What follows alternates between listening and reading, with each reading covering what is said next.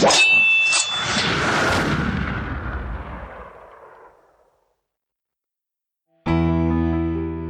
in the Sayokali system, there's a saying that every time you draw your blade, 10,000 hands draw their blade with you.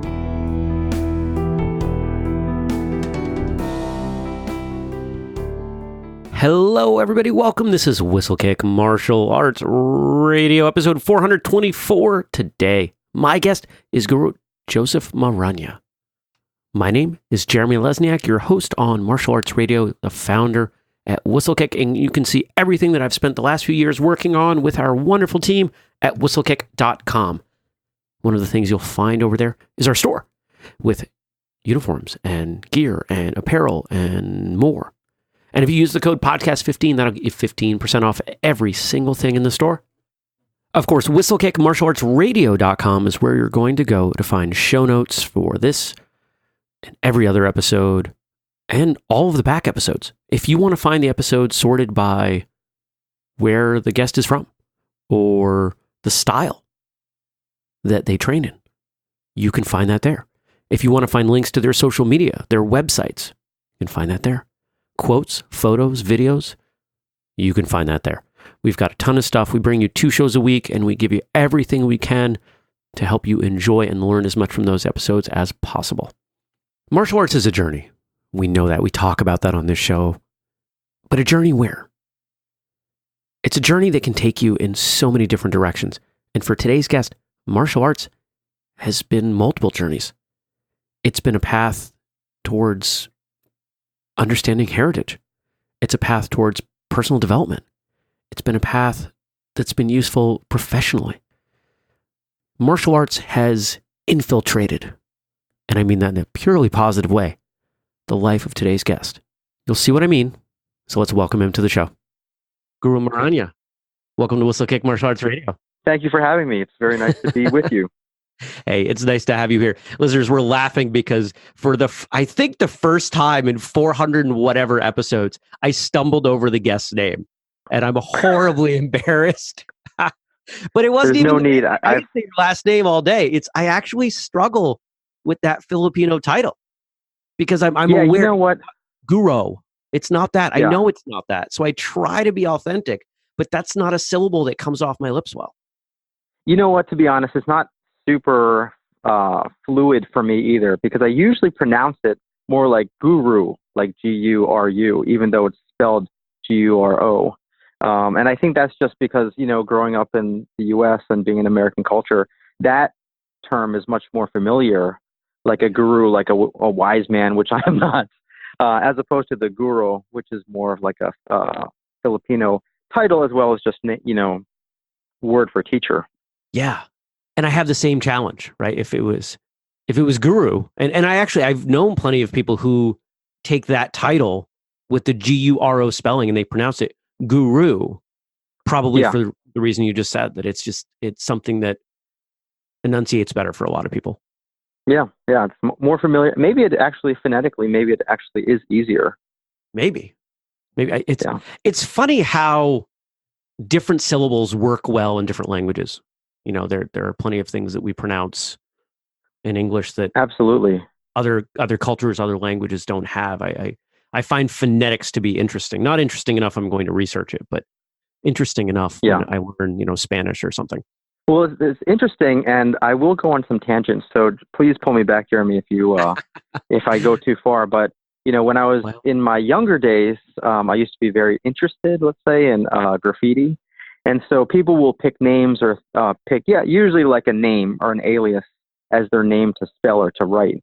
And as much as people like certain words, let's say Kali or something, the actual, like the way that the letters are constructed and the order that they're in, they don't really go well together. At least if you're trying to write a certain style on a wall with some spray paint or some aerosol paint, so like the K and the A is kind of some weird, interesting things. And then the L and the I, there's so much space between like the one part of the L and the I itself, and that it's not really balanced in some sort of way. So purely hypothetically, if someone were to write Kali and try to use that as a name, although that's kind of a cool name, it's not the best when it actually comes to the aesthetics and the construction and like the balancing of how things look altogether. So even though something like guru versus guru may seem like there's not a huge difference, there actually could phonetically, there actually could maybe be a huge difference.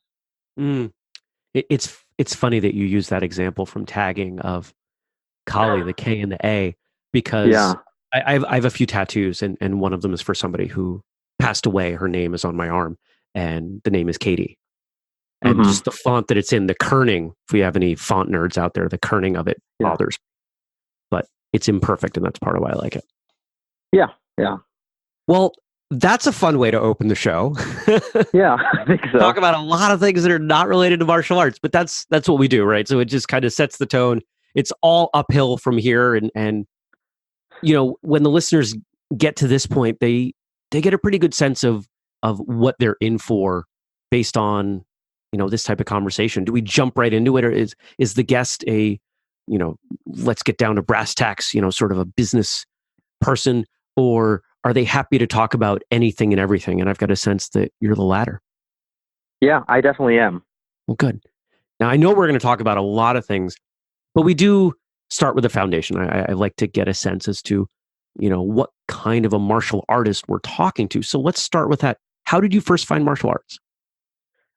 Well, how I first found martial arts, I mean, to go really far back, I think probably like most people, I had seen it in movies and stuff like that. I was born in the late 70s, so I wasn't like a teenager when Bruce Lee movies came out.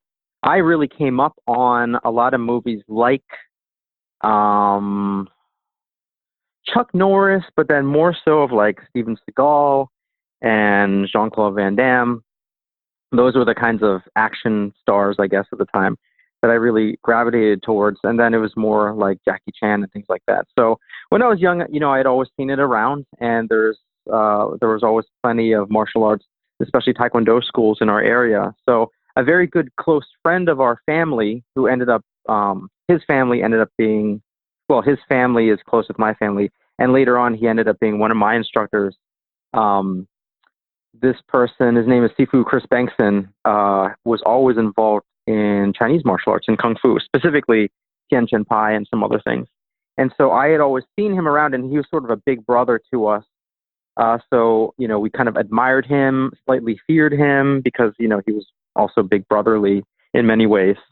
But he had always been involved with that. And he, growing up in Baltimore, especially around Baltimore City, actually in this region, there's not a lot of racial or ethnic diversity. So we would be like in grade school or middle school, and we'd hear about all these stories, or we'd see him, after he had been in, street fights and stuff like that, dealing with people who had said, like what racist things or whatever it is. And so that was always sort of on the radar. And then at some point, there was a school that opened up not too far from us. It was a Taekwondo school. And my little brothers were super interested in learning karate. And so somehow my mom met the teachers or the owners. Actually, she knew the owners from before, but the main instructor at that school, she ended up meeting. He was a Filipino guy. And we signed up in Taekwondo. And so when I was like I guess right as I was starting high school, I started with this teacher's name was Mr. Victor Batong, and he was a Filipino Taekwondo master. He had been involved with the Kim's Karate organization that's very prolific and popular around here at the time. And so we started with him, and that school was actually owned by a family called named the Patalinghug family, and they're a very well-established martial arts, Taekwondo, and Eskrima family in the Baltimore area. In fact, the main school where I later ended up going just yesterday celebrated its 30th anniversary, which is phenomenal for most martial arts schools. And so they've always been very popular and always promoting the art. And so I started in Taekwondo at sort of like their satellite school, and then I got to know them, and I had seen Eskrima there. I saw them doing things with sticks and the way that they teach Doce Pares, Eskrima. And so some of the structure of their curriculum involves forms and patterns.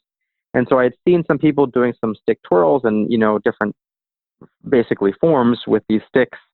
And I didn't know anything about it. And honestly, I wasn't super impressed. I was in high school, and people that I thought were tough that I knew of were fist fighting and, kicking butt on the streets and doing all kinds of stuff. So I didn't have any sort of appreciation for what I was seeing. But, when I guess close to when I tested for my black belt in Taekwondo, I actually, I will tell you, I was very interested in trapping. Like, I had seen some Jackie Chan movies and different kinds of things. And somehow I had seen, like a little bit in the Bruce Lee movies, because he doesn't do it too much, but he does some trapping. I had seen something, I don't remember what it was. And I learned that this thing that they do in Kung Fu is called trapping. And like many other people, I was an avid Black Belt magazine reader. And I would always see these ads. And Paul Vunak would always have these like full spreads. That, he looked super tough, and he was with these Navy SEALs. And I convinced my mom to like order some VHS tapes, because there was no internet, and I guess she probably had to use a credit card over the phone. I'm pretty sure I didn't call, or maybe no. I don't remember what it was, but so I got these tapes, and he had this one. It was like from his '80s Panther series. It was on I think it's called JKD Trapping.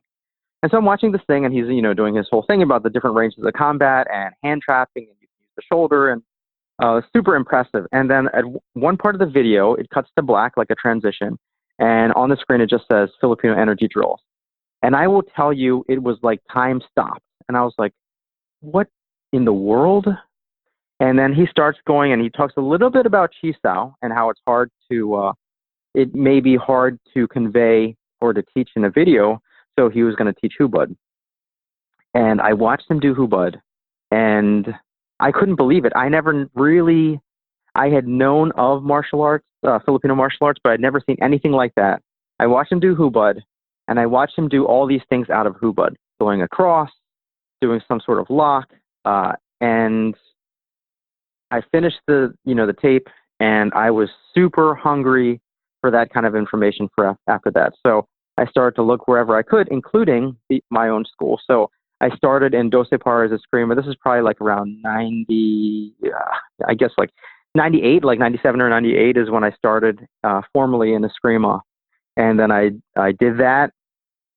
And then did that for a couple years. And then at some point I was interested in like knife fighting, because at that school, there was not a heavy emphasis on knife fighting. It exists in the curriculum, but is not taught till one of the like intermediate sashes. And I was in college, and so a lot of my time and energy was directed then towards socializing and attractive people at my school and stuff like that. So I wasn't the disciplined, perfect attendance student at my martial arts school, which is K Connection. And so, but at some point I was interested in knife fighting, and then I guess it was like, this is now getting into like 2002 or something, like, when the internet started to get more popular. I had a job, actually. I had finished college and finished grad school, and I was like, I think I was looking to get back into martial arts. And I happened to come across the Sayok Kali website, which was a super massive website at the time. There were forums, there was tons of information about martial arts. And then around 2002 or 2003, I reached out to the instructor that was in our area in Baltimore, Guru Bob Shin, and I started in Sayok. And 2003, I got married, so we moved out to LA, and that's really where I spent a lot of time really delving much deeper into Filipino martial arts. So my goal really initially was I just wanted to drive to the Inosanto Academy and just meet Guru Dan in person. I had met a lot of rappers and musical artists when I was a college DJ, college radio host. And I had always grown up reading about Dan Inosanto in magazines and, and books and things like that. So when we got to LA, I mean, there was two main things. I wanted to see a lot of good, like, LA hip hop. And I went to a lot of shows and met a lot of DJs, but I also wanted to meet Guru Dan Inosanto. So I drove to his school. I think I called, and then I found out where it was, and I drove to his school and found out when he's going to be teaching classes. So I drive there. I remember it was a Thursday morning, and I was like, I'm early for class. we used to live about 60 miles from his class. So in LA, that can be anywhere from like 45 minutes to like 3 hours of a drive. So I was waiting in the parking lot, and I see him drive up in his. He used to have this like tan 4Runner, and he drove up, and I was like, "Oh my God, that's him!" And he gets out of the car, and I was probably like some, like many other, like weirdos that go up to these popular people or well-known people, and I went right up to him, and I was like, "Guru Dan, my name is Joe Marana. I'm a student of the Patalinghuk family," and I didn't really know what to say. I was just like, I've always read about you in magazines. I just wanted to meet you and shake your hand or something like that. And, he's a very humble person, and he's not, he doesn't really bask in the attention. So he's like, oh, nice to meet you. Yes, I know the Patalinghuk family, and, yeah, nice to meet you. And he started to like get his gear and stuff like that. And he was like, are you going to be taking class? And I was just like, sure, yes, I'll be taking your class. So I go inside, and, I'm in this class. I remember my first training partner. His name was Atticus. He's actually one of the staff instructors at the academy now. He's a massively big man, like super strong, and these like super heavy sticks. And I remember the class just being at a completely different speed and tempo, like going from surface streets to highway. And I can't say I enjoyed it. It was really fast. I thought that I had some competence and skill, and this kind of was outside of my comfort zone. And it was great to see him and to listen to him, but I was really overwhelmed with the class. But in the coming years, I became a regular student. And actually, my first job in LA, I chose because it was, in part because it was just maybe like a mile or two from the academy. My thought process being like, if I could just go out here and work here, then it would be a short commute to go to the academy. So I ended up working at Loyola Marymount University for a little while as a counselor because I wanted to be close to the Inosanto Academy. And then at that time, I also connected with the Sayo Kali group out in Long Beach. And then in the coming years, they also brought out the Atienza family and their Atienza Kali system. So I trained with them also. And then because I was still looking to stay connected in Doce Pares in some kind of way, I found a Doce Pares instructor who was Doce Pares, but then he did many other things too. And his name was Guru Ramon Rubia, who's actually married to Eva Cañete. So he was close with the family, with the entire Cañete family, but he did both the Cacoy, Corto Corbata style of Doce Pares, as well as the multi-style, the Grandmaster Juni style. And he also was big into an older style of Doce Pares called San Miguel, and he had learned that directly from Lolo Momoy Cañete. So there was a time, I guess right before our son was born, where I was like doing martial art. It was like martial arts buffet. Martial art, well, to me, buffet is heaven. So martial arts heaven. And so I was getting a lot of training in lots of different systems, and really pretty much every night of the week, I was going to a different class, and not really spending a whole lot of time at home with my wife. And then when I would come home and I'd be like, oh, you got to see what these things that we learned. And I'd take her down, and, and she didn't appreciate it. And so, but I did quite a bit of training at that time. And then through those years in LA, our children were born, and that tapered off. And so these days, so for a time, I was very, very involved and committed to multiple systems. But these days, I'm pretty much doing mostly the Inosanto system, and I still see Guru Dan regularly, either going out to Los Angeles or seeing him when he comes out for seminars. Probably like the great bulk of the curriculum that I teach with my own group is the Inosanto method, Kali and Silat, and some JKD. Sometimes I'll throw in a little bit of Doce Pares, and of course, everything that I do is influenced by everything. So I cannot unlearn the concepts and lessons from the Sayok and Atienza family. So those are always infused in, although I'm not actively teaching as an instructor, so I don't actively teach that curriculum. So that's pretty much like my martial arts journey. I don't really do as much Taekwondo anymore, but I have such admiration for it. In fact, a good friend of mine, Dr. Mark Cheng, just tested for first dan black belt in taekwondo, and so I'm always still so impressed by the people who promote that art and do so much for it. So, but yeah, that's pretty much my martial arts journey, more or less. Yeah, and obviously you're not going to distill decades or even years into 15 minutes. Yeah. So I want to go back, because there are moments that come through in anybody's conversation that tell me that there's more there, or there's something to unpack. And when you talked about those VHS tapes and the moment where you saw Filipino energy drill, Filipino martial arts energy drills, what was it that you saw? What was it that struck you so powerfully? It was a combination of things. I think one of them was that here is something that I felt like I think tapped in a little bit to like my heritage and culture and identity. So my parents immigrated from the Philippines to California, and then to Baltimore in the 70s. And growing up here, there was a small and close Filipino community, but we didn't grow up, and the people that would be like my cousins, because we were all kids of parents who had immigrated here. We didn't speak Tagalog or any other Filipino dialect with each other.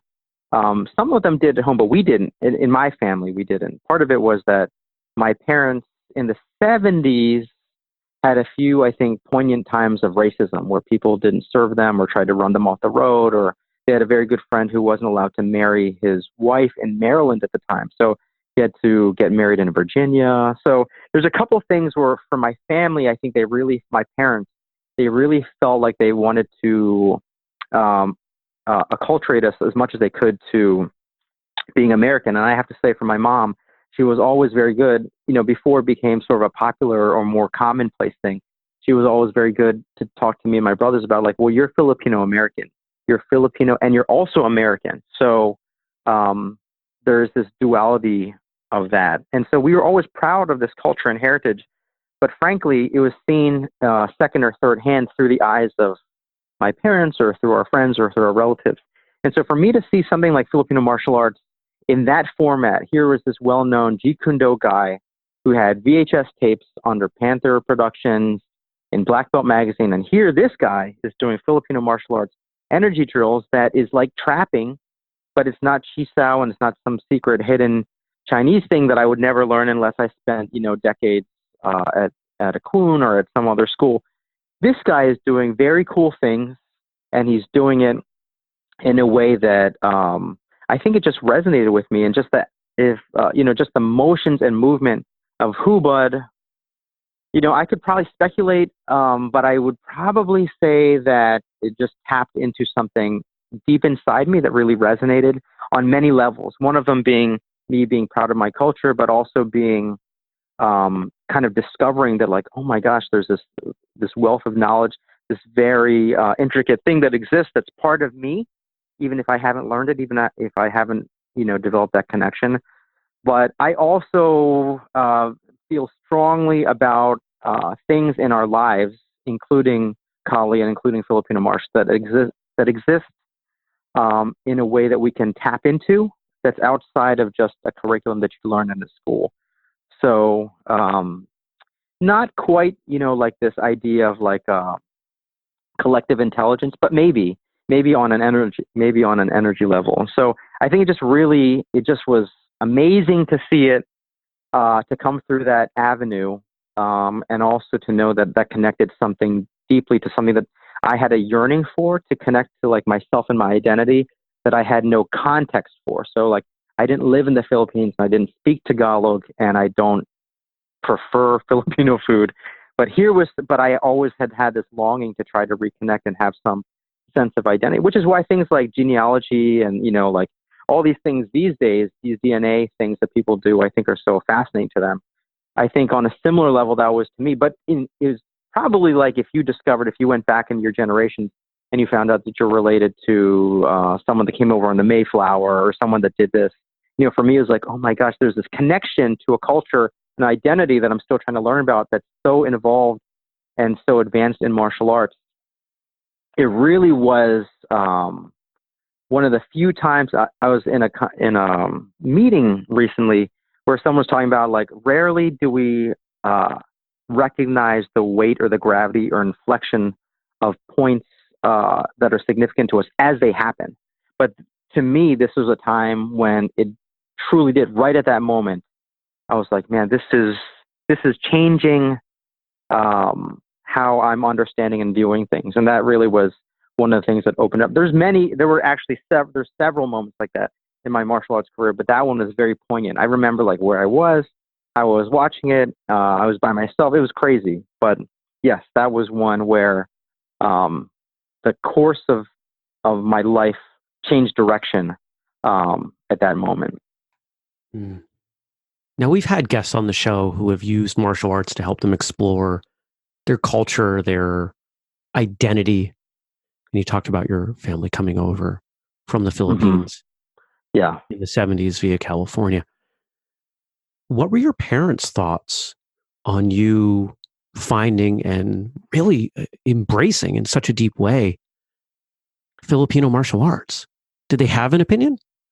You know what? I don't know if I've ever talked to them very specifically, but I know it's multi-layered in a way, very textured in a way. Like, so, my group name that I have for my martial arts group now is named Lakas, Lakas, and I'm sure that's not really the best pronunciation because I don't really even speak Tagalog or Filipino, but that was named at Tuan Raf Kayanan's suggestion from the Sarakali group because that connects to something in my history. So my dad's father was in the Philippine Constabulary, which was sort of like a military. It was military, a little bit like the police. So in the initial American occupation and pacification of the Philippines, the Philippine Constabulary was created as a way to probably similar to what we might do with, like, Iraqi, forces and things like that, to try to help pacify and subdue, like, other insurgent groups in the Philippines. And so his role, he became, I guess, very successful in his career, and he was tapped to start, like, this secret group. It actually was very cool when my brother found out about it, because he found it out almost by accident, and he found it in U.S. Army archives. So our grandfather, that we never knew, was tapped to start the secret group that was supposed to infiltrate an insurgent group, similar to maybe like a, Al Qaeda or something like that, not as established, but a smaller group called Hukbalahap. And so his task was to infiltrate this group and try to use their identity and customs and languages and dress and attire and get as much information as they could. And so he handpicked his men. It was this big secret thing, like G.I. Joe, who I also loved growing up. And that group was called Force X.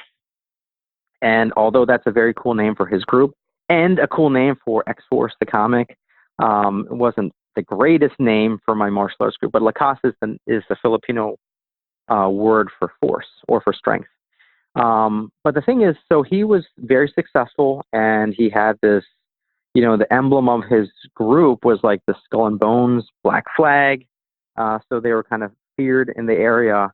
But then they also had a mark on them. So what happened was they had this successful operation where they were about to be discovered, or they got discovered, and they preemptively attacked, and they had several, they engaged, they had several casualties, but they also ended up killing a lot of the hooks or the hook balahab.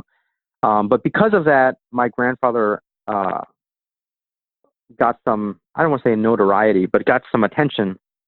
And so those groups hired sort of I don't know if he's like a folk hero per se, but kind of a Robin Hoodish kind of figure, but also a mercenary to assassinate my grandfather, which he did. And so that happened when my dad was only 9 years old. So from my dad's family, he had wanted to go into the army like his father, but they really didn't want him to go into that kind of life. And because of who our grandfather was, at his funeral, the president of the Philippines came, and it was, I guess a lot of people were there, and there was a lot of attention. And they told my grandmother, to sort of thank her and thank the family for the sacrifice of my grandfather, that they would send either one or all of her kids to college, whatever career path they wanted to do. So as much as my dad wanted to go into the military, they wanted him to go to med school, and he agreed. And so my dad became a physician. So my dad's path took a turn from wanting to be in the military to, helping people as a doctor. On my mom's side, and actually Tuhan Carl Atienza said, really, this is the reason why I got into all this in the first place. So when I was 3, my parents had immigrated here to the U.S. a couple years before.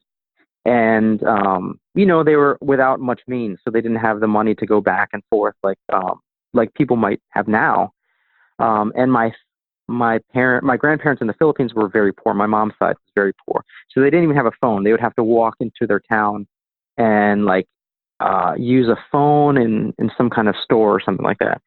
Well, what had happened was, they lived in a poor neighborhood, and, kind of when people are poor, they kind of get desperate, and desperate people sometimes do desperate things. So there was someone that had snuck into their home and was in the process of robbing the home one day. And when my grandmother came home as a teacher, this guy was so enraged that he didn't find any valuables or even money, that, he murdered my grandmother. So apparently he stabbed her over 30 times, and she bled to death in her own home.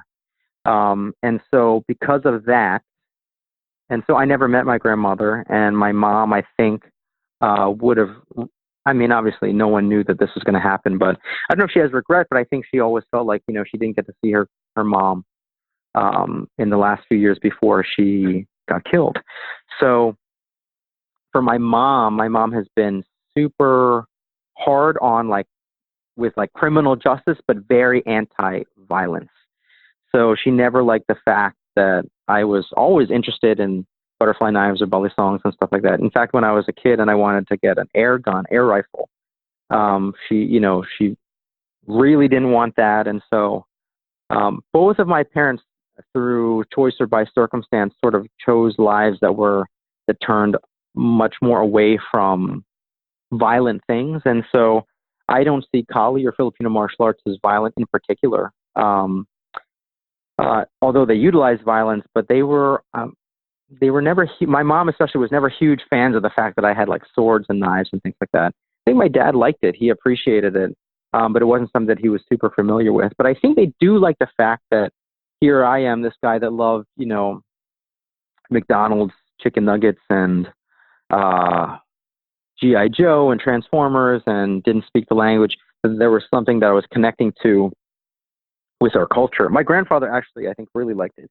He seemed very amused later on when I had instructor title of guru, because I think he liked the fact that I was embracing something from their culture and from their homeland. Some powerful stuff in there. And, it's entirely possible, based on some of the things that we just heard, that you could have been conditioned from a very young age against martial arts, against anything that would have given you the desire to pursue this aspect. I think that's true. That's a great point. But I think, I think not just with American history and heritage and culture, but also Filipino tradition. There's this long legacy and tradition of brave warriors who, now, people may contest it or have their different feelings about it, but both countries, like many, were born out of struggle, and there's lots of heroes that sacrificed a lot of things, which sometimes involved a lot of violence and conflict. But through those things, we have what we have today, whether it's identity or culture or freedom or whatever it is. And so I think that's I've never really thought about that I could have been conditioned to be away from it. But I think, my parents are, very proudly American citizens and very proud of their Filipino heritage. And that certainly has existed, whether it's the Revolutionary War or whether the Filipino I mean, the American-Spanish War, any of those things where there's this proud tradition of warriors, whether in conflict as military or whether as sports figures. You know, in the Philippines, there's this long history, even though not everyone realizes it's long, of like famous Filipino boxers who did well on the world stage and things like that. So I think I could have been, but I also think, you know, in my parents and in our society's way of to try to teach us about like our, you know, our culture and our heritage, that it inevitably would have come up. I would have never been, or thankfully I was not shielded or protected from learning those kinds of things. But I also believe that there are differences in gender, men and women. I think a lot of boys are drawn to things like toy guns and army men and G.I. Joe and stuff like that. So I also love Snake Eyes as the G.I. Joe figure. So at some point, I'm pretty sure the martial arts would have come in. All right. Makes sense. I get it. Now, when you think of your cultural identity now, you know, we'll step outside of martial arts for a moment. When you think of who you are and how you relate to your heritage now versus, say, 20 years ago, you have this much deeper understanding of the arts that you practice. And I would suspect that at times as you practice them, you think, these are from where my family's from. Yes. Does that give you a different understanding of your art? And does that give you a different understanding of who you are? Absolutely. I think what it does is it makes me feel that I'm connected to certainly something bigger than me, but in a lineage and a tradition that has been earned and sometimes earned through struggle or strife or blood. So in the Sayokali system, there's a saying that every time you draw your blade, 10,000 hands draw their blade with you. With it being that in order for us to have this information, the martial arts techniques, the curriculum, even the people that had shared it with us, there's a long lineage and line of warriors that came before them that some may have had to die in order for the information to get passed on. I don't think that's exclusive to the Sayok system, nor do I even think it's exclusive to Filipino martial arts. But it definitely adds this gravity that, you know, what we're learning is not something that some like guy just made up here on the spot. This is something that was, you know, earned in the barrios or earned on the battlefield and passed along because of sacrifice, or because in the tradition of Filipino martial arts, because it was always taught as a need to know, only as a need to know, usually from father to son or within the family, that there was this precious secret that was passed on only because it had to be passed on. It adds value to that and connection to that because there's something in our history, whether it's my parents or my grandparents or beyond, or whether it's this culture sometimes heavily intermingled with American culture, that if I'm teaching or if I'm practicing something, that I'm utilizing and partaking in something that has this long legacy and tradition and worth with so many people before me. Cool. You know, we hear about the need to pass martial arts down and how that's something that generationally happened up until fairly recently, whether we're talking about it in Okinawan traditions, Filipino traditions, Chinese traditions. And I suspect pretty much anywhere in the world, we've had folks talk about it in terms of Irish stick fighting. I mean, it's that familial aspect of passing down martial arts from, you know, we'll be gender specific here, father to son, because that's generally how it went. Yeah. Is something that most of us are never going to understand because we weren't there. But the aspect of needing it is something that, unfortunately, some of us will need to understand and reconcile. Have you had to use your arts in some way? You know, I think through the years, we would either I myself or I do with groups of people that are always so interested in, like, you know, Guro Dan, did you ever have to do this? Did you ever get into Street Fighter? How was Bruce Lee when he actually had to really fight on the street? And we would talk to, you know, like friends or other instructors or seniors and things like that. And actually, there's some awesome stories that I've heard. Some people that fought in the street here or did this situation there. But I remember talking to someone, Carl Atienza, about something like using Atienza Kali examples of how he had used it or something like that.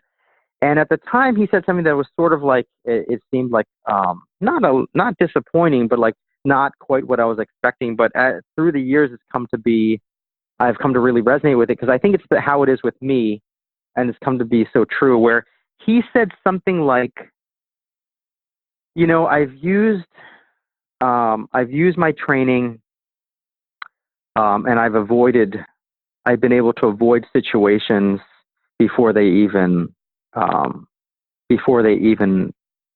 occurred, or before the exchange happened or something. And basically what he was alluding to is just with this training, he's been able to avoid a lot of situations.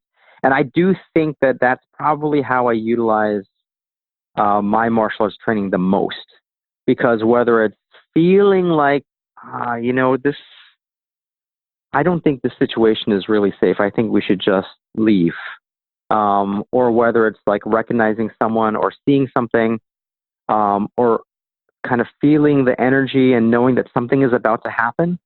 Bouncers will talk about that a lot, that there's like a change in energy or movement that they see or they can feel. So they'll notice something before the punch is thrown or before things pop off. I certainly have done that as a martial artist and as a nurse, where I looked at someone because they seemed weird, and then they fainted like a few seconds later, and I could just get that sense of like something was going to happen. So I feel like I've been able to use that quite a bit, whether it's in preparation, whether it's in looking at situations, or taking my family out of, happened recently, like my family and I, we do service at a homeless shelter a few times a month, and we stopped to get gas, and it's kind of in a rough area of Baltimore City. And as soon as I got out, like the energy was just wrong. There was some people walking kind of weird ways, and we were the only people at the gas station, but and we were really low on gas, so not super good planning on my part. But I just got right back in. I was like, no, it's not right. We're just going to go somewhere else. So I feel like I've used quite a bit of that kind of thing. As far as other things in martial arts, thankfully, since I've gotten further into martial arts, I would imagine like yourself or like other people, I think we feel the need to use it less. Like I don't really feel like I need to prove it a lot. But I will say there were times when I was younger, and not always through martial arts means, that I had seen things or done things that later on I was like, oh my gosh, that's what that was, or that's what I saw, or that's what we did, that were very poignant and that could inform some of our practice. So the last time I've really like used martial arts, it's just not going to be super glamorous. My oldest son has severely involved special needs, and when he was younger, basically he has spastic quadriplegic cerebral palsy. So it just means that instead of being loose and flaccid and low tone all around, he's very high tone. So he's always in extension. And so his arms will be straight and his wrists kind of curl and stuff like that. And I would use wrist turn techniques to open his grip and to bend his arm, because usually you learn that if you're trying to control a joint, you should also try to control, or you need to control the joint above and below it. So if you're trying to control the wrist, in general, you want to try to control the fingers and the elbow, or the elbow, the wrist, and the shoulder, or things like that. And so frequently when he'd go into extension, I would use a lot of kind of joint locking or kind of controlling kind of techniques to actually try to loosen his tone or break some of his extension or spasticity. So if I needed to strengthen, open up his arm or open up his hand, I would use like basic, kind of Steven Seagal kind of wrist turn. Obviously not with that kind of force or ballistic nature of it, but I would do it to try to do that. Or if I needed to bend his leg, sometimes I'd put some pressure on his foot in a way, like almost like a toe hold or something like that, and that would bend his knee. So I would use those kinds of things a lot, and I completely attribute that to physical martial arts usage. There's a lot of stuff I had learned in the SIOC system as far as preparation and planning and things like that. I use those still quite a bit to these days. But as far as like the actual techniques, it's probably been a long time since I've had to, protect myself from, getting kicked or getting punched or something.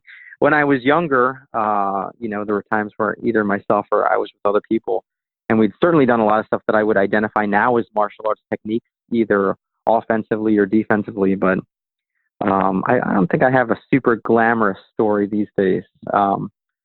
Interesting ones probably when I was younger, but not too many as an adult with kids. And that's okay. And honestly, that's how most people answer that. Now, what I like about asking the question the way that I did is martial arts, of course, is so much more than self-defense. And you talking about your son. I mean, that's the heart of it right there, is finding a way to take your training and use it in life. Yeah, I absolutely agree. Life. And so I will often ask questions that are very vague, kind of like that one. If you really unpack it, it's a vague question, but the way that you hear it tells us a lot about you, right? That tells us you are not a fighter. You're probably not quick to violence and quick to boast, because you didn't go to those places.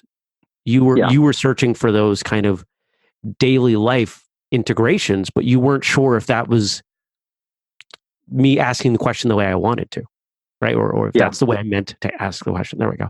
Words. Cool. Yeah. Awesome. All right. So now that we've asked that question that way, and now that I've kind of given away the answer, let me ask you that question again. How do you use your martial arts outside of your training? Well, I think that, I'm very intentional when I teach and when I practice. And also, one of the most valuable things I've gotten out of my training, especially with the Sayaka systems, is this whole idea of awareness and understanding context and situation. So, we can all sort of imagine in our minds or picture ourselves in a fight where someone's throwing a punch and we need to cover or slip or parry or whatever it is that we would do. But those kinds of exchanges usually are starting way before that point.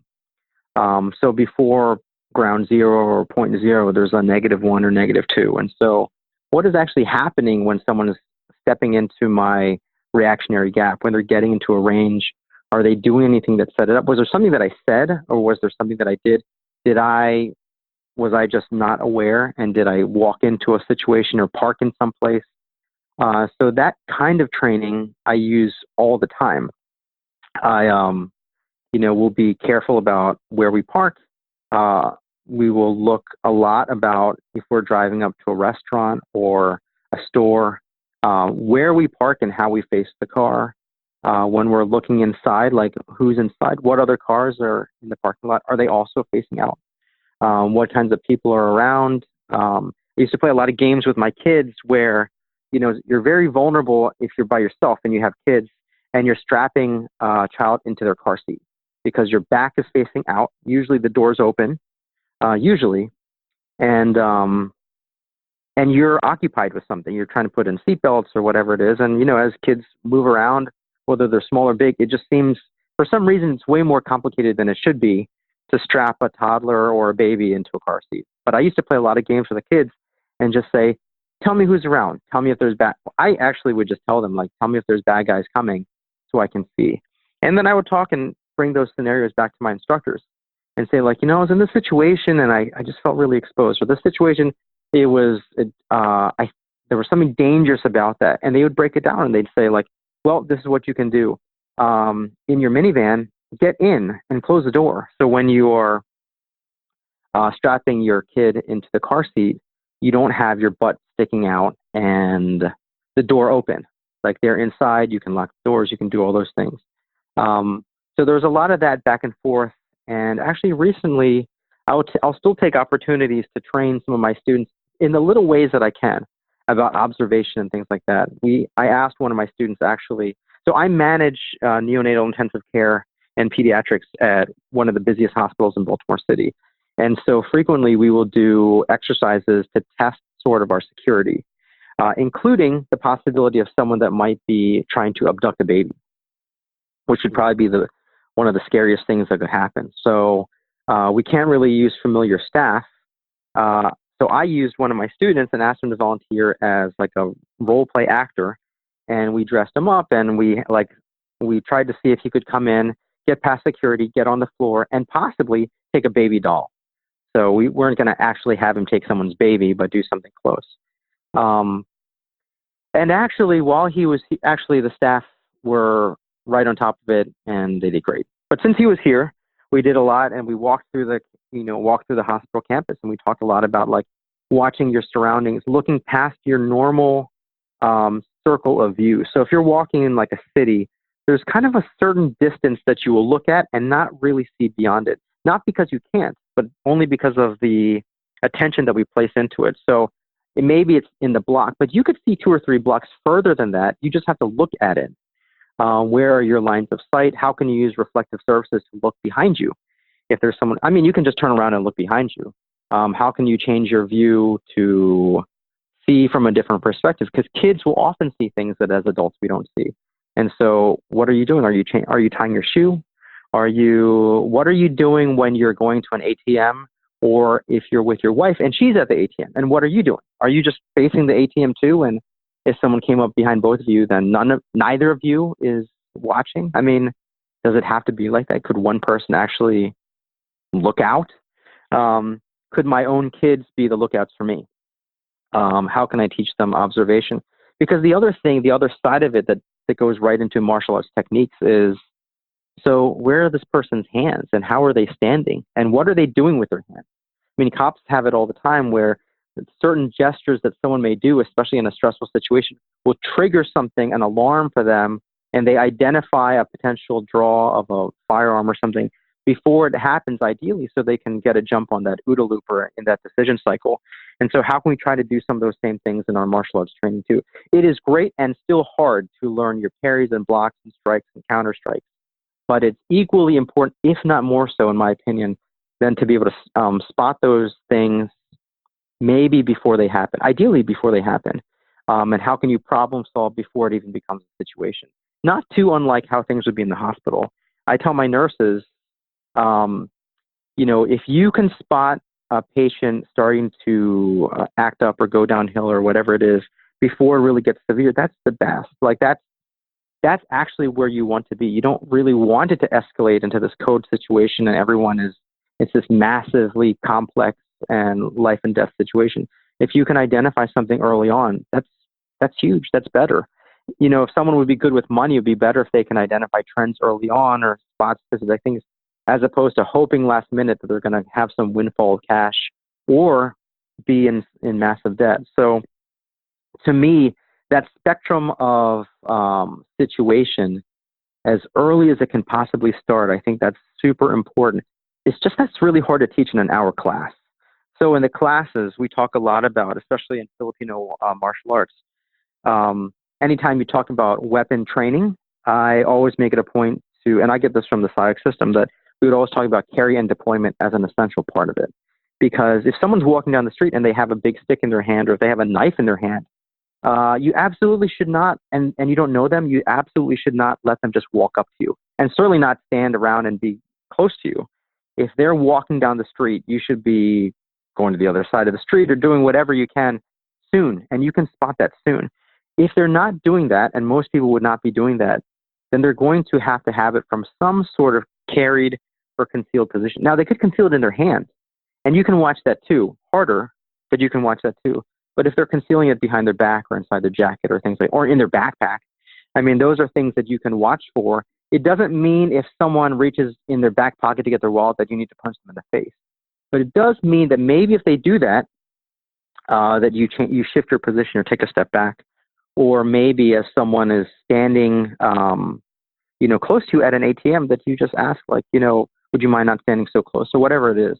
So that component of training, I think, is really, really useful. The other side of it, and one of the things that I'm really drawn to in Filipino martial arts, is this idea of kind of gross motor motion habits or movement patterns. So I may use the same movement offensively that I do defensively. And probably most martial arts are like this, but can I develop motion habits that will help me, whether I have 2 weapons, 1 weapon, empty hand?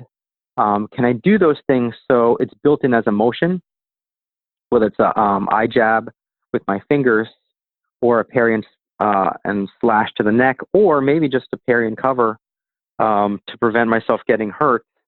How can we spot things early and then be as efficient as we can with our motions and movement that would serve us across multiple platforms? So not unlike, the goal, I think, of education is that you take your physics class and your chemistry class and your biology class, and you're learning all these specific things. But if you really start to understand like buffers, for instance, well, then that's the link between things like biology and chemistry, and understanding like, well, yeah, that's why your body does this or does that, or the things with physics and healthcare. Like, well, this is why you'd have this lift in doing it this way. This is why you'd carry this patient in that way. And so I utilize training and my martial arts, I think, much more than in the martial sense these days. Thankfully, I live a life where I'm not required to have to engage people in overtly violent ways all the time. But hopefully I've been able to use, or I feel like I've been able to use a lot of my training and awareness to avoid violent situations, or to see them as they happen, and also to extricate myself from them if I need to. Yeah, absolutely. And there's one thing I want to go back, and I just want to make sure that we underscore, because you talked about it, and it's something that we've talked about on this show, but not a whole lot, and it's something that's been on my mind of late. You talked about this notion in self-defense where you see someone with a stick, don't let them come up to you. Yeah. And all too often, people get that feeling in their gut, something's off, something's wrong. But they're so afraid of being embarrassed or embarrassing someone else or making someone feel bad that they won't take that action. They won't cross the street. Well, yeah. So in business, there's a term that a lot of you out there will have heard of before, called opportunity cost, right? So opportunity cost is a way that, mathematically we can kind of figure out a decision. If there's a 5% chance that person with the stick means you harm, and a 95% chance that you are wrong and you will embarrass them and make them sad, unless the value of your life is so low that 5% of your life is worth less than 95% of their embarrassment, it is an overwhelming decision to cross the street. Absolutely. And you brought up another wonderful example. Someone standing behind you at an ATM a little too close. I once had a guy who was breathing down my neck while I was punching in the pin of my debit card. I turned to him and I said, "Sir, can you please back up?" The chance that he was going to try to mug me later and take my card and thus already had my pin, incredibly slim. I'm very aware of that. But I don't care. Because even that slim chance, I'd rather embarrass him or embarrass myself. Was I able to speak that easily? No, it was weird for me. It was hard because I didn't want to hurt his feelings. But I also wanted to protect myself, and my sense of self-preservation was stronger in that. And I think that, there are a lot of schools out there, and I'm glad you're bringing this up. There are a lot of schools out there that teach self-defense, and they teach the physical aspects, and they're starting to get better about teaching the psychological aspects. But this is the number one principle that I think, if this is taught, this is what everyone needs, and this is what we will use 99% of the time. So thank you for giving me that. Yeah, I think, there's a lot of things, even in a physical sense, like if your distance management, stuff like that. I listen to a lot of podcasts, including yours, but I listen to a lot of podcasts. And just yesterday I was listening to a Jeet Kune Do podcast, and they were interviewing Paul Vunak, the person whose video VHS tapes I watched. That's so fun. So he was talking about how when he was much younger, he was having a lot of trouble with boxing. And he had the opportunity to do some private training with Guro Dan. And so Guro Dan had him gear up and put on boxing gloves and stuff like that. And he was like, just go ahead and box me like you do with everyone else in the class. Let's just start off with that. And he talked about how he just could not even literally touch Guro Dan. He could not, it's not that he wasn't fast enough, but I think what he was alluding to is that Guro Dan was just so good at managing his distance that this guy was always outside of it. and vice versa. So that, or in the reverse, that Guro Dan could touch him whenever he wanted. And, there's a lot of, it's awesome to do like a double knife hand block or to do some sort of parry or things like that. But like, it's also super awesome when someone is just so good at their distance and evasion or timing that you just can't even touch them. Now, it doesn't look spectacular. You can watch people like Lomachenko do some awesome things in the boxing ring. And now you can see some like cool things that Tony Jaa is doing, whatever, in some movies. But like people like to see in their entertainment, like a block or technique, and that's actually in the kind of learning spectrum. I think people may need to understand that before they can even understand or appreciate things like evading or distance management. But it's absolutely right that like we're talking about self-protection, physical self-protection, but a huge component of that is more than just your physical skill. So yeah, I think you're right. People are starting to get better at it, but to me, I think it may be the most important thing. But at the same time, it's hard to teach, and people want to go to a class because they want to learn how to punch hard or kick high, and it's probably off-putting if they come to a class and you're talking about how to deal with like social norms and how to like be self-aware. And that's a lot of it, like our social norms and our customs. There's I can't remember his name. There's this guy that wrote these books on fear. Rory Miller? No, not Roy Miller. Oh man, it's a book that I've like quoted so many times in the past. That's okay. It's called like The Gift of Fear. Gavin de Becker. Oh, okay. There's an author that talks about The Gift of Fear, and it's a very good book called The Gift of Fear by Gavin de Becker, and he also wrote a book called Protecting the Gift. And The Gift of Fear basically is this book about how all these examples of success and examples of unfortunate things where people, but mostly women, have listened to their intuition and been able to avoid situations or escape situations, and people who have not, and then paid some sort of consequence for that afterwards. But in the following book called Protecting the Gift, which I think was super valuable to me, it talks about how do you do that with your kids. And there's a couple real life examples he gives of people moms that were with their daughter. There was a mom that was with her daughter, and she was at a movie theater, and this guy kept looking at them and making chit-chat conversation. And she did not like it. She thought he was a creepy guy. And when they left the theater, they're walking to their car, and she looks behind, and this guy's walking behind them. So they start to pick up the pace, and the whole time she's like, I'm just being crazy. This is being paranoid. They end up running to the car, and as soon as they get in, she gets her daughter in the driver's side, so she crawls over into her seat, and as soon as she's in, the guy's trying to open up the passenger side door, and he comes around, and she ends up fending him off. She like kicks him a bunch of times, and then digs her keys into his face or eye or something. But she talked about, Gavin de Becker wrote about how if she would have paid more attention to those social norms and just said something earlier on or made a different decision and ridden with her friends or something, that maybe who knows, but that was an important thing for her to pay attention to. He also writes about this one example of this mom that was shopping at like some department store, and she was busy, and she had like a 10 or 12-year-old, probably 10 or maybe younger, who kept asking her questions. He's typical, she was trying to shop, and this kid was asking her all kinds of questions, and he was bored, and he didn't want to be there. So this guy starts talking to them both, and was like, hey, I have a son just like you, blah, blah, and he's talking. And so this mom is trying to finish whatever it is that she's shopping for, and she thinks that it's weird, but this guy keeps talking to her son. And she kind of had a feeling about it, but she's like, but what's going to happen? We're like in this department store. And so she's shopping, minutes go by, and she can still hear them talking. But at one point, she gets a panicky feeling because she can't hear them talking. And she starts to look around, and I'm sure many people with kids have had this situation where you lose track of your kids even for a few seconds, and there's that panicky feeling. And that's what she had. She starts to look around.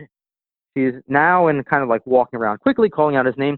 She finally sees him, but he's at the far end of the store, at an exit, and she sees this man and her son go out of this exit into one of those like service corridors. So she sprints and runs.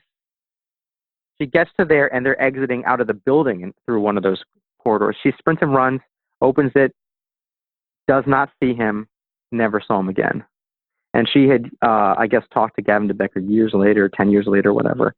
And with all this regret about, if I had only listened to it, if I had only just thought to myself, like, this isn't super comfortable, but I'm going to have to tell this guy to, like, you know what, stop talking to my son. Or so-and-so, just stay here with me. And I know he's going to be a big pain in my butt and he's going to complain, but those kinds of things are super important, I think, for us to listen to. There's also a book called Influence by Robert Cialdini. He talks a lot about it with sales, but he talks a lot about something called that we as humans always have, and we call them fixed action patterns, that we do something, like something happens and we do something automatically. And it's super important to pay attention to. Really, the book is like, how do you use influence and how are you aware of influence? How do these scammers do it?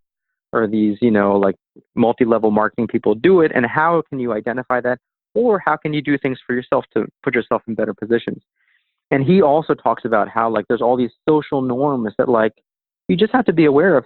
For whatever reason, they hold so much weight that you actually felt something appropriately about not wanting to tell this guy who's breathing down your back, like, can you just take a step back?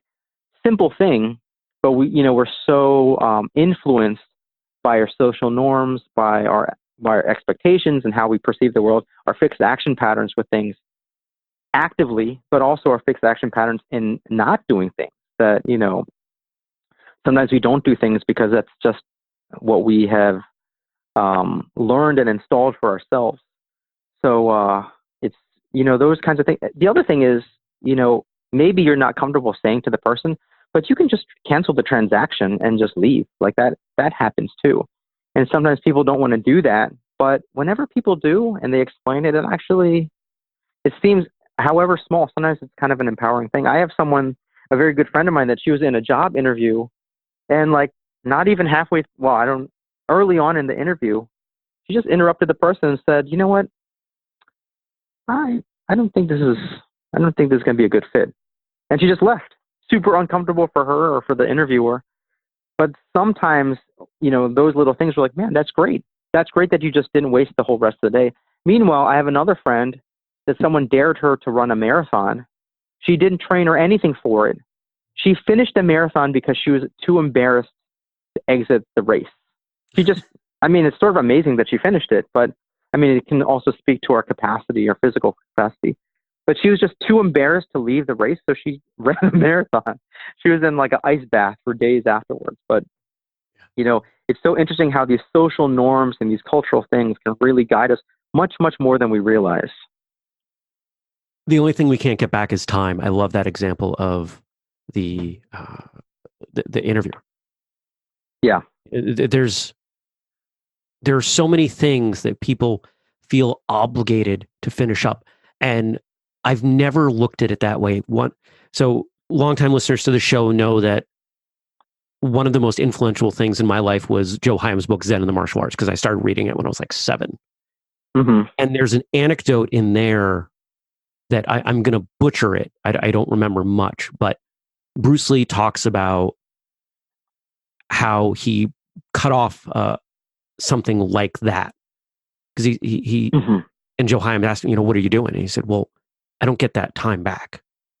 I'm not going to waste that time. I'm going to go spend it doing something else. My time, mm-hmm. my life is more important to me than that person's time. And so when people ask me, oh, well, you don't have to do that. If I'm doing something, it's because I want to do it. I'm doing this show because I want to do it. I'm talking to you because I wanted to talk to you. Mm-hmm. And there are things that happen in I'm sure all of our lives that we do because we want to, and then some other things that we don't want to do. But if there are things that you don't want to do, find ways to get rid of them or to minimize them or to pay somebody else to do them. Whatever it is, there's always a choice. There's always a way. It might not be a good choice. It might not be the best choice, but there is a choice.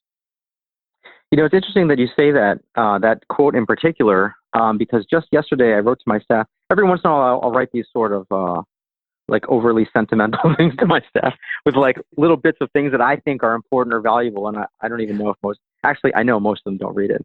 But it was something that Pamanato and Chris Sayak had shared with us. Now, we used to have these instructor weekends at his house. And so there'd be a small group of us. And through the weekend, he'd share a lot of the art, but also a lot of his thoughts and how he would develop us as people and instructors. And he said something that was super poignant. And he said, just like what you said, time is the one thing that you cannot get back. All these other things you can get. You can make your money back, and you can do this, or you can even get skill back. You can get your physicality back, but you can't get time back. So because of that, time is our most precious commodity. And so if there's people that are important in your life, you want to give those important people your most precious asset, which is time. And you also don't want to give away your time to people that are not important to you, or that may be negative, or whatever it would be.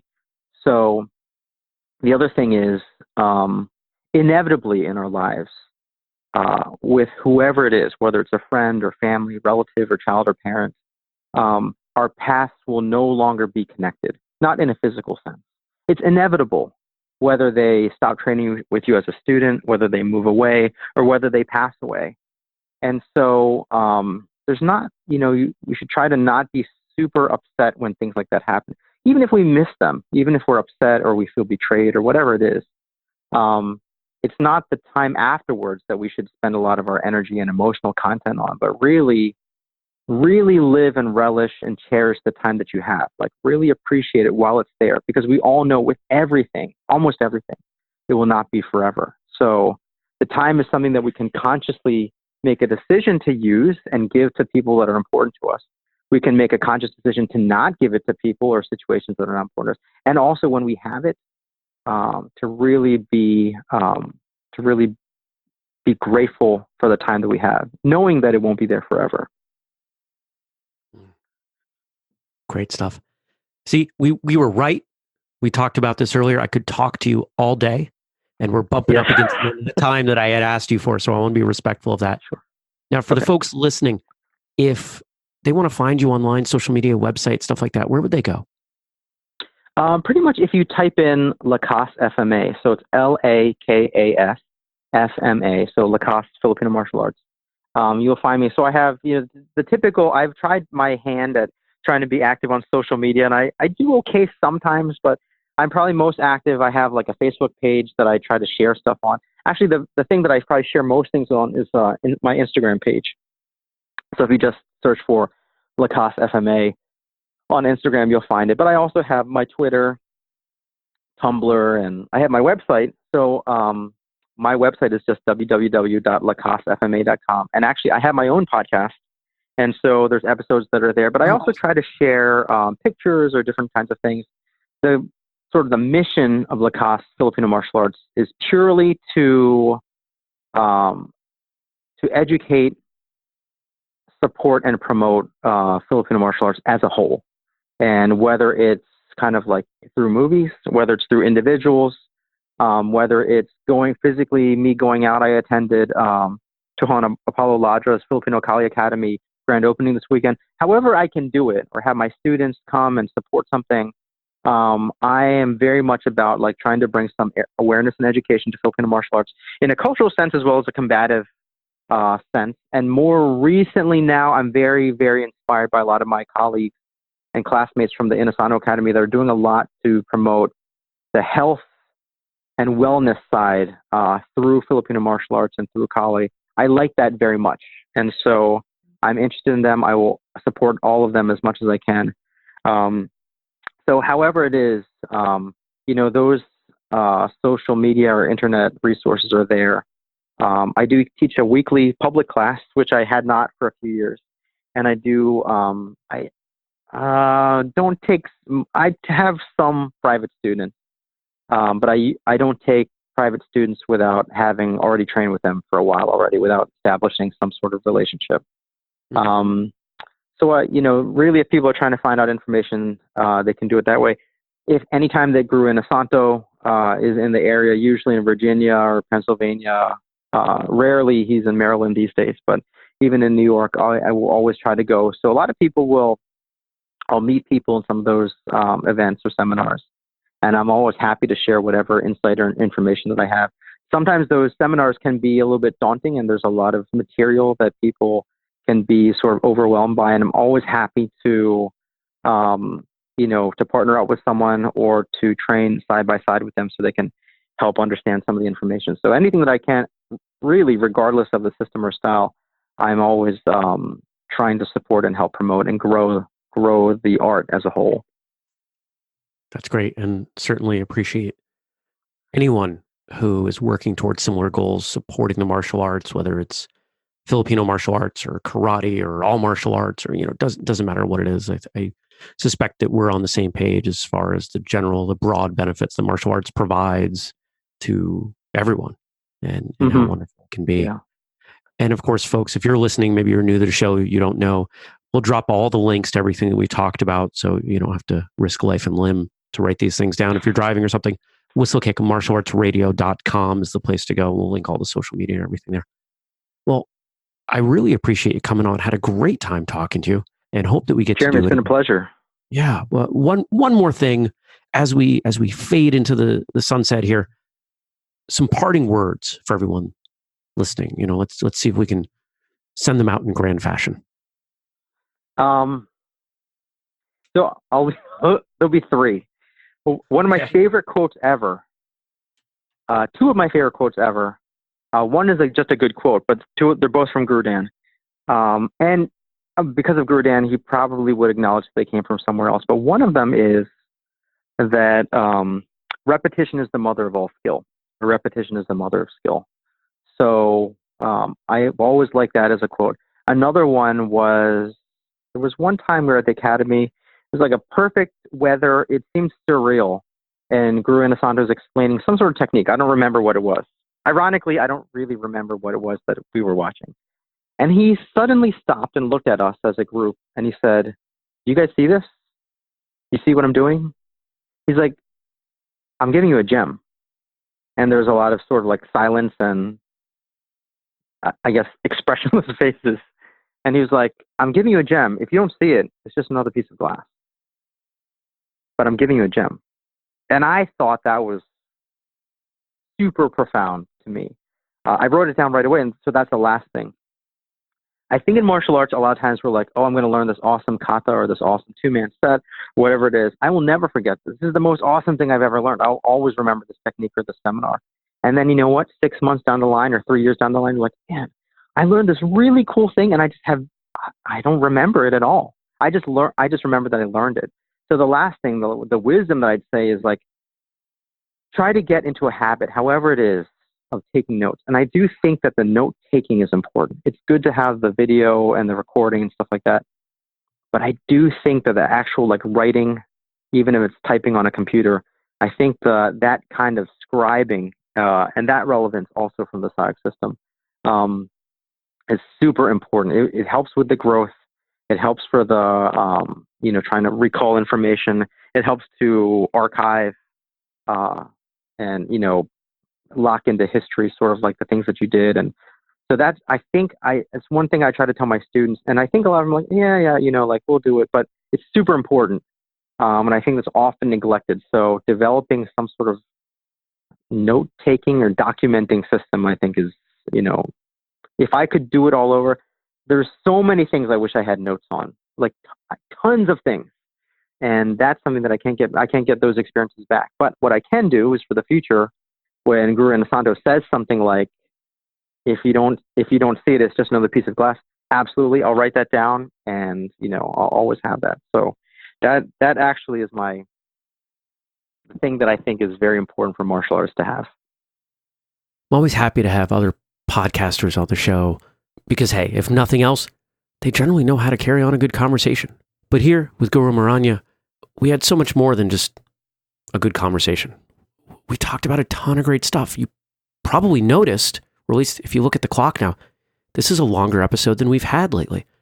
And that's because I was so deep in listening that I didn't shut it off. I had a great time. Honestly, the only reason that I ended this episode when we were talking was because we tried not to go longer than the 90 minutes we ask our guests to reserve. But I had a lot of fun. I learned a lot, and I truly do hope that I get to talk to him again. So, Guro, thanks for coming on the show. Thanks for sharing. Thanks for just being so open. Listeners, I hope you got as much out of it as I did. Go check out whistlekickmartialartsradio.com, episode 424. Find the show notes, find links to Guro's social media and websites, to his podcast, photos, and all the other stuff we've got going on over there. If you go to whistlekick.com, use the code podcast15. That'll get you 15% off everything. And if you want to help us out, leave us some reviews. Google reviews, Facebook reviews, Apple reviews, Google Podcast reviews. Basically, if there's a place you can review us, please leave us a review. It helps. You'd be surprised how much those help. You could also just share an episode. Help us grow. Help us reach more people in the martial arts community. Because why are we doing this? Why do we do this show? Yeah, it helps get our name out there. But at the same time, it's impactful on its own. I hear every day from people who are impacted in a positive way from this show, and I'm going to keep doing it. Even if all the other stuff fell away at Whistlekick, this show would continue. So thank you for your support. Thanks for everything that you do. Remember, our social media is at Whistlekick all over the place. My email address, jeremy@whistlekick.com. And I'm going to sign off. So until next time, train hard, smile, and have a great day.